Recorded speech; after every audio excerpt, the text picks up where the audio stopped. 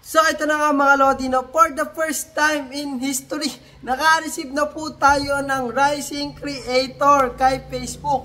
No, nakakagulat mga Lodi, no, kasi nitong nakaraang linggo or nitong huling linggo mga Lodi, no, ay hindi ako masyadong nakakapag-post ng mga video dahil nga medyo busy ako. Pero kung kailan tayo hindi nakakapag-post ng mga video, saka naman po tayo naka-receive ng Rising Creator na badge. Ano nangyayari kay Facebook? Bakit? Nung sobrang dami kong ina-upload, wala akong nare-receive sa'yo. Ngayon lang ako naka-receive sa'yo. Kung kailan, medyo hindi ako nakakapag-upload ng mga video. Ewan ko ba?